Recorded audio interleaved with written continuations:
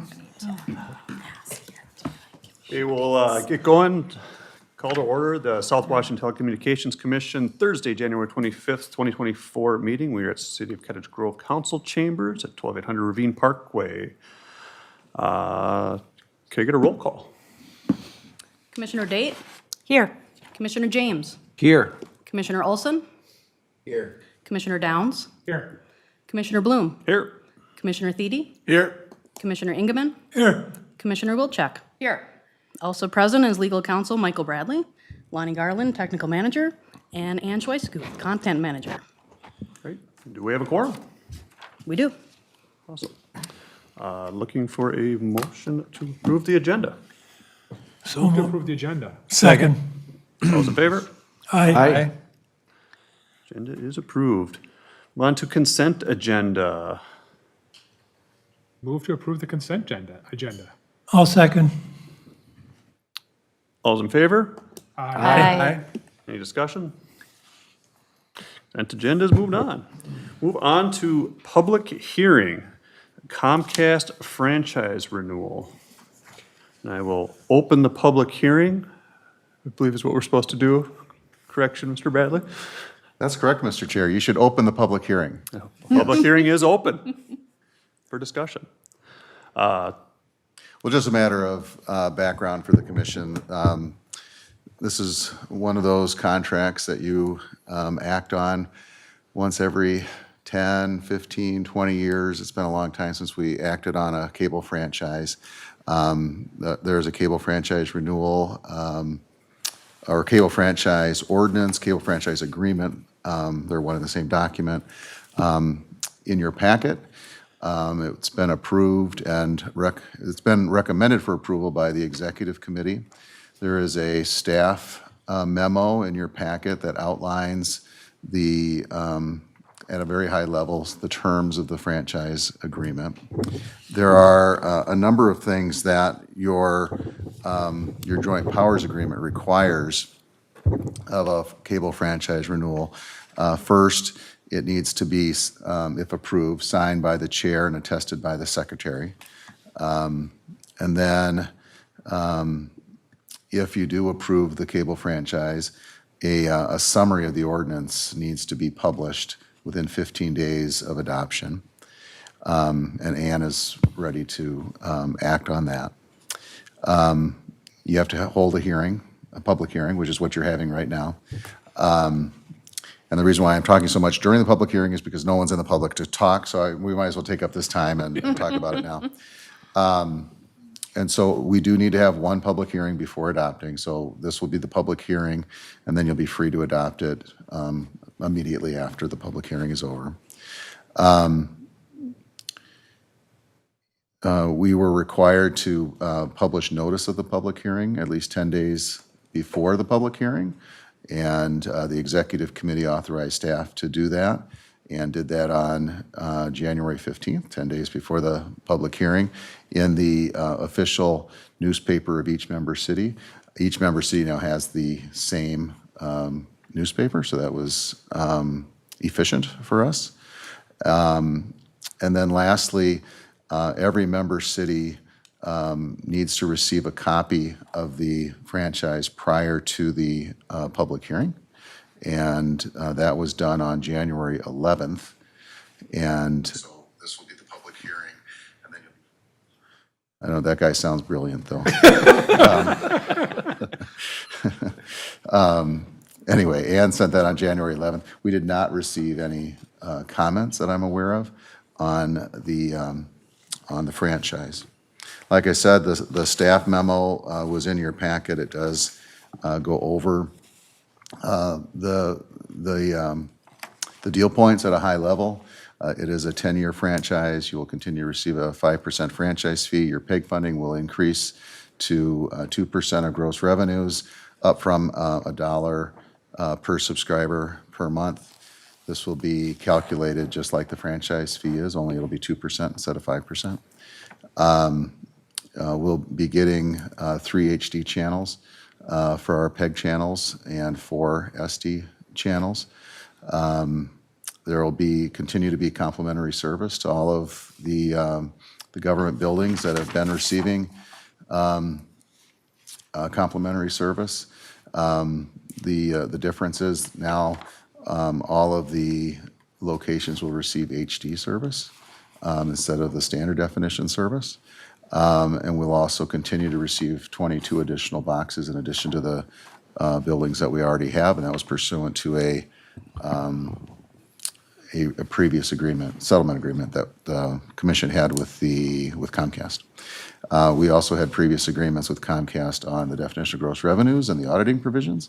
Those are also in the existing cable franchise. A number of other provisions, including continued access to what's called the Prisma network. That's a network that allows for some program sharing between neighboring jurisdictions. And then one other one that I'll mention is compliance with existing city codes. So obviously you have 5 different jurisdictions here. You all have different regulations on the books. It was important for us to have a franchise that required compliance with all of the member city codes, and not have franchise provisions that would potentially conflict with those. So with that being said, I would open up the public hearing for public comment, even though I know there's nobody in the audience right now. Once you call for that public comment, then I would close the public hearing. And then you could take up the cable franchise adoption after that. As I said, commission staff, the chair, executive committee all recommend approval. We would, at the end of your staff report, there are 4 bulleted items, and we would suggest moving the last 3 bulleted items, which would be to approve the cable franchise agreement ordinance, move to approve the ordinance summary, which is also in your packet. Remember, that will be the thing that's published within 15 days if you choose to adopt the franchise. And then lastly, direct staff to publish that franchise ordinance summary. Great, thanks. Yes. Okay, we'll open the public hearing for public comment. Seeing none, we'll close that, and we will close the public hearing. So, now up for discussion is adoption of the franchise. Any discussion? I think I'll just say that this has been years in the making, and so this tonight is nothing new for anyone who's sitting on the commission. We've all reviewed it several times, and so we're all quite familiar with the terms and have discussed this at length in previous meetings. So with that being said, I will move to approve the franchise agreement. I'll second. Oh, go ahead. Go ahead. I'll second. Okay, all those in favor? Aye. Aye. Opposed? And it's adopted. And then, Chair, I would ask that we have a motion to approve the ordinance summary. I would move to approve the ordinance summary. I'll second. All those in favor? Aye. Opposed? Passes. And then lastly, just move to direct staff to publish the franchise ordinance summary within 15 days of today. I'll move whatever he said. Okay, I'll second it. okay, all those in favor? Aye. And it passes. Thanks, everyone. Okay, moving on to reports. Content Manager. Ann Swythurst. Chair Bloom, Commission Directors, that was an exciting moment. In your packet, I have included some 2023 data about video and social media. I just wanted to touch on a few of those items. In 2023, our staff created 220 videos. We did 145 meetings for Cablecast, and most of that, Lonnie and Damon did a great job along with all the Cablecasters that we have. We had 303,779 views, which is great. And we added 554 new YouTube subscribers. So we're excited about all those numbers, and we're happy where they are. Social media, we added some more followers. Facebook, we're up to 2,398 followers. That was an increase of 141. Instagram, we saw up to 335. That was an increase of 54. And we started a TikTok last year. Still, figuring that one out, but that's a fun new medium. Our top views for Woodbury videos, this is kind of a look at the top 10. The Kate Swenson video, which is 52,720, I'm pretty sure is a new record for us. And the reason it got so many views was kind of cool because Kate is a autism advocate, and she has like 1 million followers on social. So that video went really far and got some great reach. So, but also people like pickleball. So. Cottage Grove, we had great numbers too for our top 10. That 35,600 views for the Gunner retirement video. That was a canine dog in Cottage Grove that retired, and it was a kind of a social media video. And so that one, anytime you have a dog and, police combined is always very popular. So that was great to see. And last thing I want to mention is we are hiring for a full-time government producer. People can apply at swctc.org. This is kind of our timeline. The application or the job posting is out there. The deadline is February 1st. We've already received 45 applicants, which is wonderful. Several of them I'm very excited about. And we'll do interviews in February, and we hope to start somebody in March, is kind of the timeline. And I just want to show that one more time for if anybody's watching from home. Please apply. You have till February 1st. That's my report. I will answer any questions. Thank you. Question? Thanks, Ann. Technology Manager Lonnie Garland report. Ooh, I like how you said that with a radio voice. That was pretty cool. Chair and Commission, my report's in your packet. A couple things to note is they finished the Glacier Valley Park in Cottage Grove. That park's building's open. Really nice system, super simple to use. It's a projector, microphone. Basically, you walk in, you plug in your laptop, system comes on, and works flawlessly so far, but it's brand new, so, And then in Woodbury, we have the sports complex. We'll be getting an upgrade with their audio-video system there. And that's a big project. Schedule-wise, that was in last year's budget, so we've already paid for that service and the equipment. But the install won't happen until probably maybe March, maybe even a little later. It all depends on what their hockey program does and all that. So that'll be a nice upgrade for them. So that system's pretty old. I think the last time we did something over there was 2014. So 10 years old is a long time for that kind of system. So. And then there's some other big projects coming up that we can talk about a little, later on down the road. But so far, so good. We're planning ahead. And then with Damon being gone, we've decided to bring Brian Schmidt over he was a producer. He's going to take the reins and come join me on the dark side, as you say. And he'll be good. He'll be a good addition, and he's already excited about doing the work, and he's jumped in with both feet already, so it's been good having him there. Until we find somebody, he's 50-50. He's working with me part-time and working with the production side part-time, so. And that's my report. Any questions?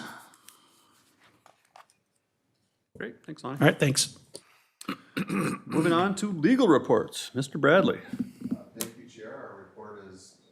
Our report is in your packet, and just, one other item to mention in addition to what's in the packet.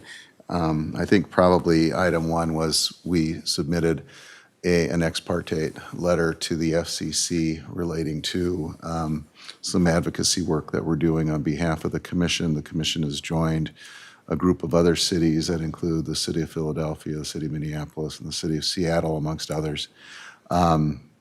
And a filing that goes from Vermont all the way to Hawaii, actually. And we're asking the FCC to correct what's called the in-kind rule, which you'll remember that because you listen to every word I say at these legal reports and all these reports that we give. But that rule was changed significantly by the Court of Appeals in the Sixth Circuit, which you also participated in. And the FCC has yet to fix the rule, and they need to fix the rule. And so we were talking, Nancy Werner, my law partner, and I were talking to attorneys at the Media Bureau in Washington this afternoon about just that, fixing the in-kind rule and then repealing what's called the mixed-use rule, which was also largely discarded completely by the Sixth Circuit. And that's a rule that says local governments are preempted from regulating any aspect of a cable operator's non-cable services. And with that, I will kind of reserve the rest of my remarks for other items down below. Thank you. Moving on to SWCTC Leadership Plan. We discussed at the last executive meeting that we're going to move the executive meeting from February 22nd to the 8th. I don't think we need to vote on that or anything, do we, Mr. Bradley? A change? No, we just need to notice it. Okay. Yeah, I It's think been that'll be noticed. fine. Yeah. And It's been noticed, but we'll also formally notice it in other ways. Yes. and with that, we'll move on to unfinished business. Woodbury Central Park Letter of Intent. I'll take that take if that it's one? all right with everybody. There is a letter of intent in your packet, and it is a letter of intent between the commission and the city of Woodbury for leasing space at a soon-to-be completed, within 2 years, Central Park. And this letter of intent, took a while to put together, but it came together quickly here in January, which was great. And we had always very positive and constructive discussions with the city. There was never really any hiccups along the way. If it's a hiccup, it was just some delays in documents getting back to us, but there was some understandable reasons why that was happening. This letter of intent has been reviewed by the executive committee. It's been recommended for approval by the executive committee. Once the letter of intent, if it's approved by this group, it will be sent to the city of Woodbury for their approval, which we expect to get. This is a letter of intent, and it'll be followed then by lease negotiations and a formal commercial lease. It's not expected that we'll get a lease agreement to review for at least 4 months, after this letter of intent is put together, and that's understandable because our lease would not start until basically May of 2026. Just to give you some highlights of the deal, and I know most of you are probably aware of all of it because you were either on the relocation committee or the executive committee. But to give you all just a reminder, and to the public who's watching, some ideas of what's going on. Some of the benefits of the letter of intent in this deal in particular will be that it'll be a larger space for the Cable Commission. Right now, we have roughly 3,500 square feet. We'll be going into 3,600 plus square feet in the new facility. But it's going to feel a lot bigger than our current space because in our current space, we have bathrooms. And we won't be having bathrooms in our leased space. We'll be using kind of shared bathrooms that will be very close to the space that we'll be leasing. We'll also have rack space outside of our space, which again is another space saver for the commission. And then we'll also have a storage cage to store equipment securely at the loading dock. So all that's good. It'll also result in lower lease costs, which some of you may think is even better. And there'll be no overlap between our existing lease and then the new lease. As you will remember, just, I think, last meeting or the meeting before, you agreed to extend our current lease in Cottage Grove through April 30th, 2026. And so our rent obligation under the letter of intent and future lease will be May of 2026. But we will also have the ability to move in earlier than that. We'll be able to move in once our space is completed, basically. Just to give you some idea, very briefly, of what we're looking at for costs and to give you some perspective, under your current lease right now, we're paying in base rent $20.18. Our CAM charges are $15.45, which when you add up those two, it's $35.63, and you multiply it by the square footage of 3503, our annual rental is $124,812. So that's in 2024 through 2026. And that'll vary depending on where the CAM charges come down at. So they may go up, they may go down a little bit, but that's generally what it is.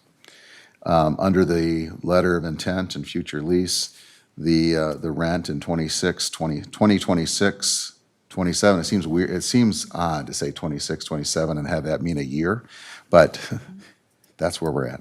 In 2026 and 27, our base rent will be $16.86. And we negotiated in the letter of intent a cap on the CAM charges. So there will be a ceiling of $5.95 on CAM. And the letter of intent talks about it being between $4.50 and $5.95. But assuming it's $5.95, that rent comes to $22.81. I have to get 1.5s now on my, there's 1.25s right now. We multiply by the new square footage, which is 3684 square feet. And so our rent for 2026-27 will go from 124,812 to 84,3204. So you can see that's $40,000 difference in the first year. Then the last year of this lease, I think I said it's a 10-year deal with renewals. In the last year, the rent will be $109,156.92. So you can see that even your last year, 10 years after you start, will still be less than what you're paying in 2024, 2026. Recognizing, of course, that the reason why we're paying so much is because we had to extend that lease under difficult circumstances, knowing that we were going to leave. We were not in the greatest of bargaining positions, to say the least. That gives you an idea of the lower cost, though, that you're receiving. We'll also receive some dedicated parking for the van and one additional commission vehicle. We will be getting, and this came up in our relocation committee needs, is we will be getting quarterly written updates from the city on where the landlord is on its work, so we have a good idea of when the completion date will be. And you know, our hope is that that work is going to be done in third quarter, fourth quarter of 2025. So there's plenty of time to get our tenant work done. Because as you know, there's going to be at least $300,000 of work that we're going to do and we're going to pay for as a commission to take that shell that we'll get and we'll build out our space, okay? We'll have use of the amphitheater and other spaces in the building. That's another part of the benefit of being in that place. It's conducive to programming and other in other areas of that space. I went over, I should have mentioned this before on the lower costs. When we talk about CAM charges, common area maintenance charges, we've specifically required that those expenses will not include expenses related to Lookout Ridge, the amphitheater, the indoor park. Okay. And then, so that's at a high level of what we're looking at with the letter of intent. I do want to thank Eric Strolls from the city of Woodbury. He's been great to work with. We'll look forward to continuing working with him as we go into the lease negotiation phase. And with that, we would be looking for a motion to approve the letter of intent and direct one of your executive directors to sign it. Great, thanks. I'll move that we approve the letter of intent and direct Chair Bloom to sign off. Or staff. Or staff. Your executive director. Or executive director, I apologize. Yeah, no worries. Second. All those in favor? Aye. Aye. Any discussion? And motion passes. Finally. Next up is the 2024 officer nominations. I'm going to turn it over to Commissioner James.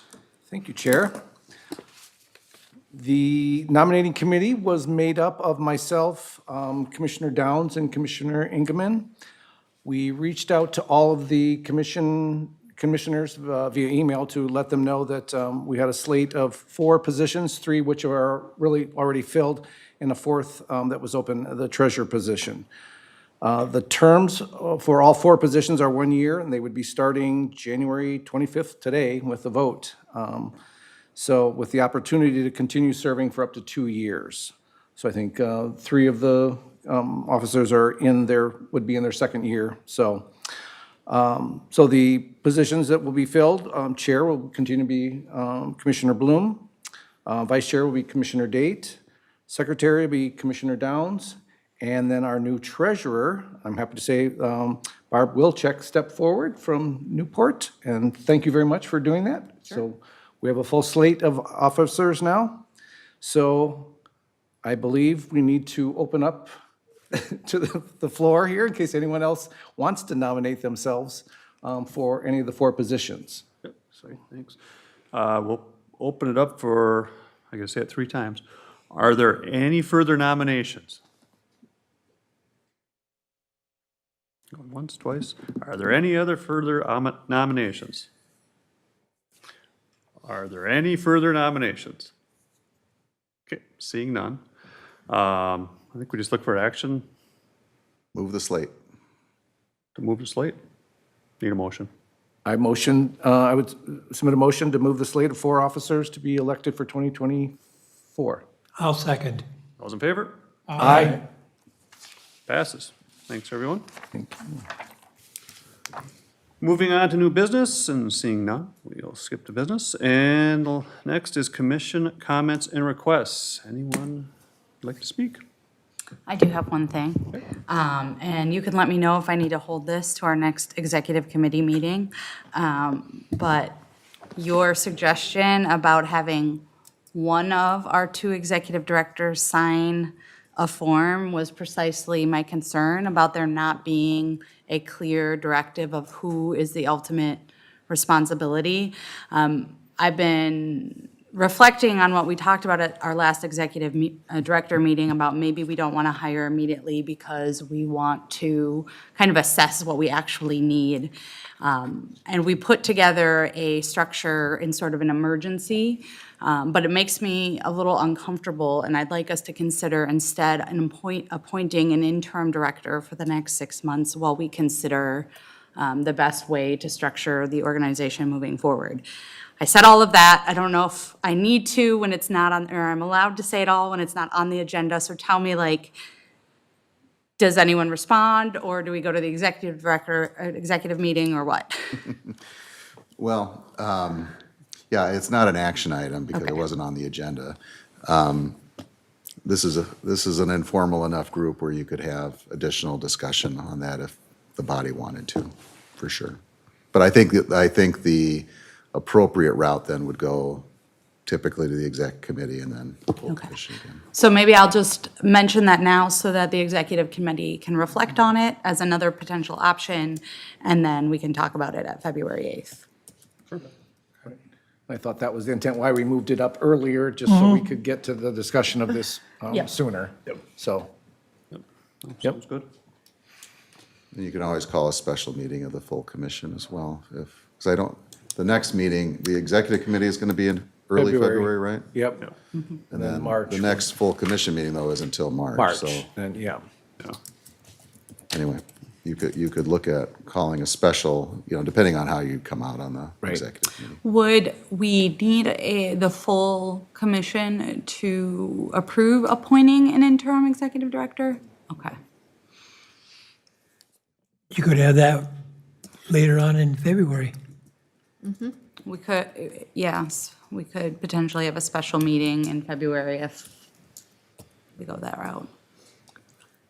Could we potentially move the March meeting to the end of February? I like that even better. Yes. It's early enough Yes, that you we could could. notice that. Okay. Yeah. Well, I guess we could discuss that at our executive meeting then, to Yes. decide to do that. And And just I'd like to make a note.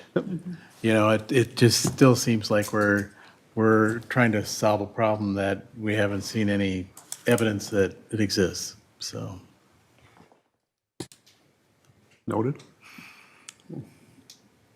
Further discussion? I guess I'm looking for a motion to adjourn. I'll So move to moved. adjourn. Second. Those in favor? Aye. We're adjourned.